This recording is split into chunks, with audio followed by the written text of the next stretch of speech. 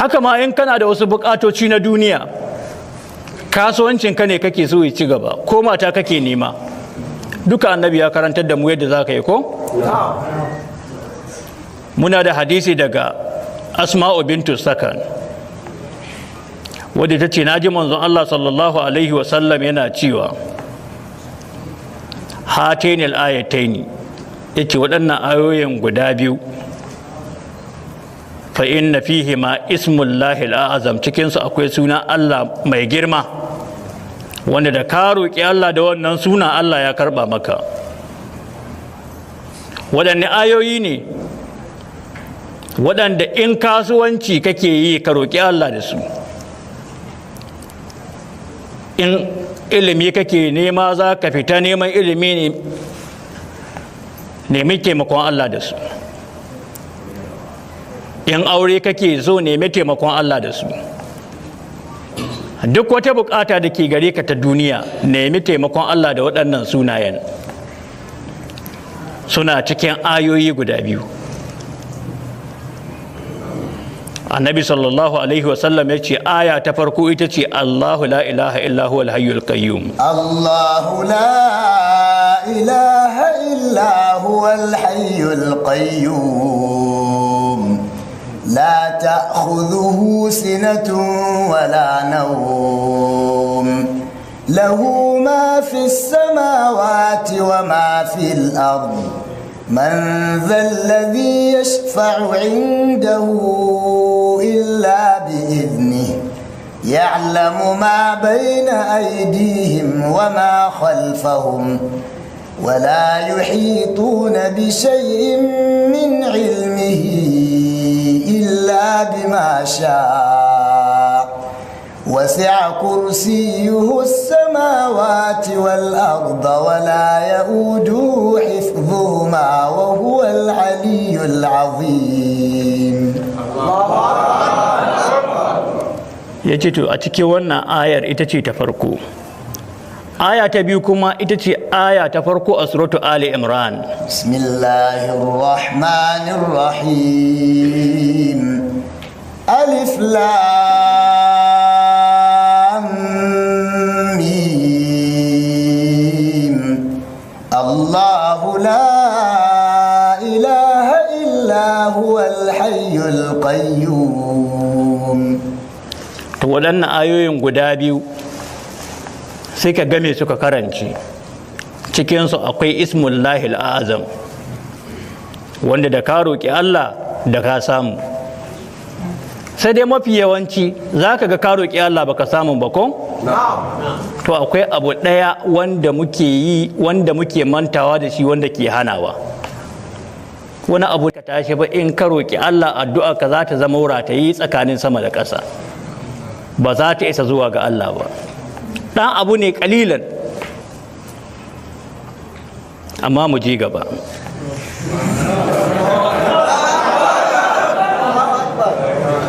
Haka ma muna da hadisi daga Abu Umama al-Bahili. Annabi sallallahu alaihi wa alihi wa sallam ya ce ismullahi al-azam allazi iza du'iya bihi ajaba fi suwarin salasin. Yace cikin surori uku nan ne sunan nan na Allah yake wanda idan an roƙi Allah da shi Allah zai karba. Annabi yace al-Baqara wa Ali Imran wa Taha, yace waɗanga surorin uku nan sunan Allah yake wanda da ka roƙi Allah da Allah ya karba.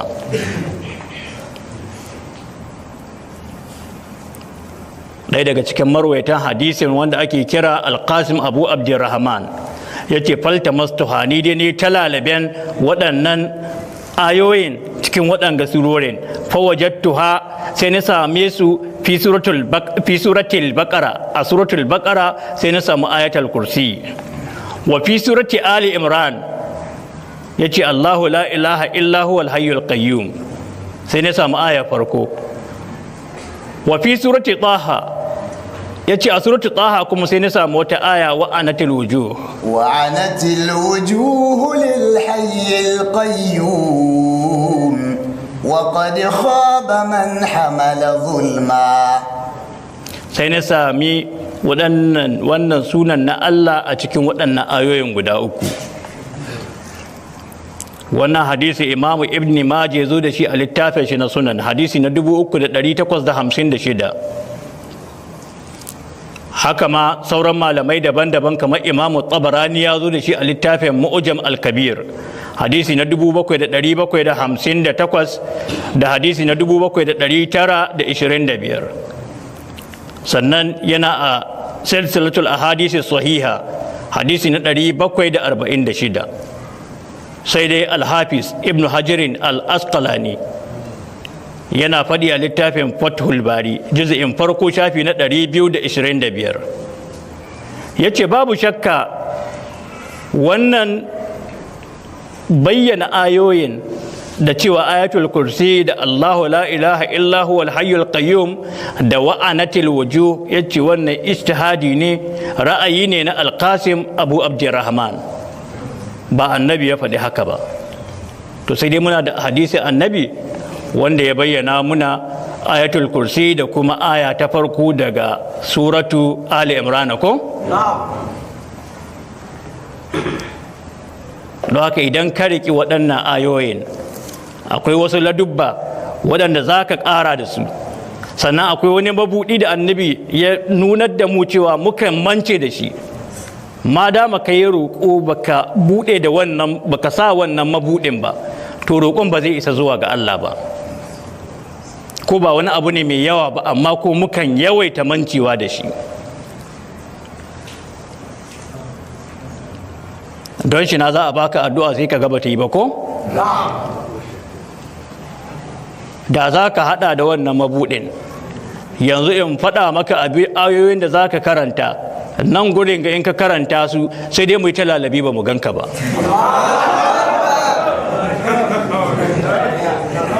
Wallahi sai dai mu yi ta lalabi ba mu ganka ba. Muna da hadisai da ke tabbatar da haka.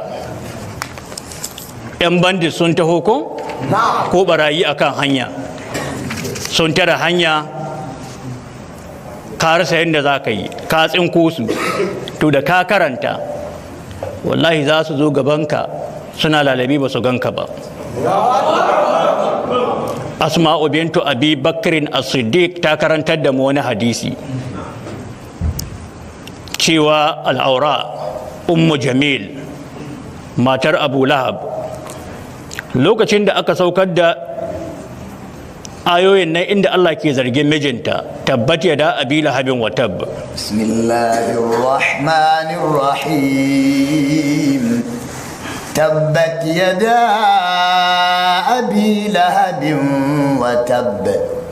Ma aghna anhu maluhu wa ma kasab. Sayasla naran dhata lahab. وامرأته حمالة الحطب في جيدها حبل من مسد. To lokacin da aka saukar da waɗannan ayoyin sai ta hasala, sai ta ɗauko makami ta nufato annabi sallallahu alaihi wasallam. Annabi na zaune tare da Abubakar As-Siddiqul Akbar.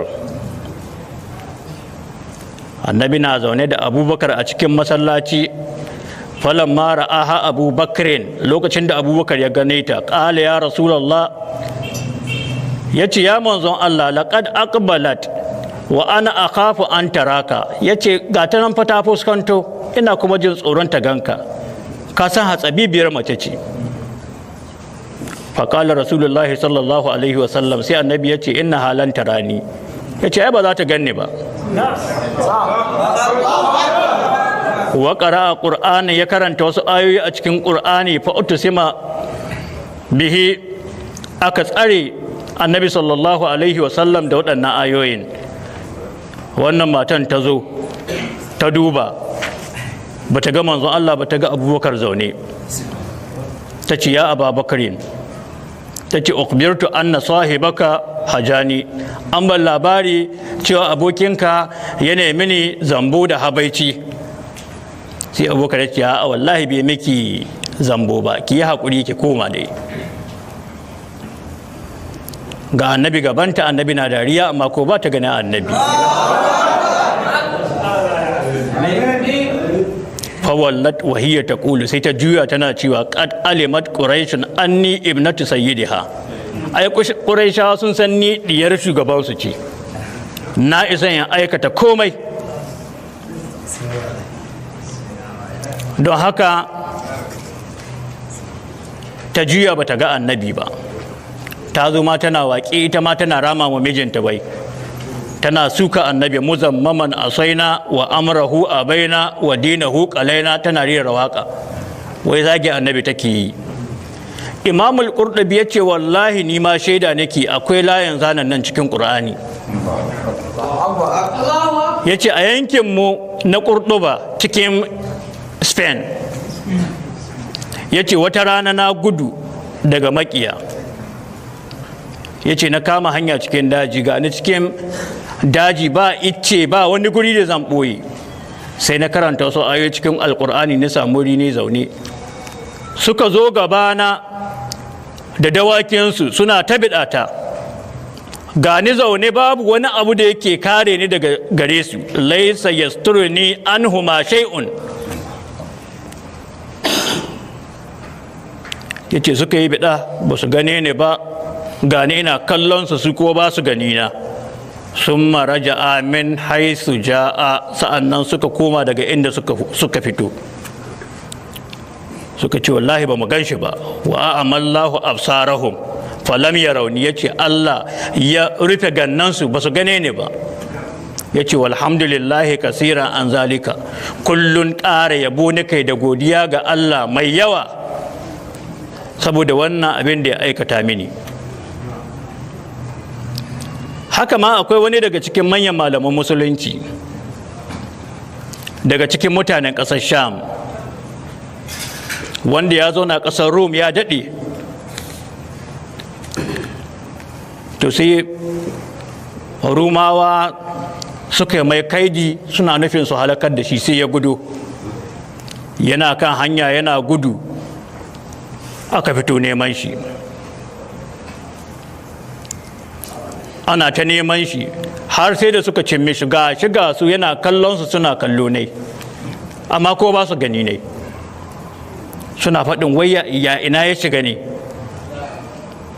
Har sai ya taɓi ɗayansu ya waiwayo haka bai ga kowa ba, su ci gaba da tafiya, su je su dawo, suna kai suna koma. To ga tako ne nan, amma kuma ba mu gan shi ba.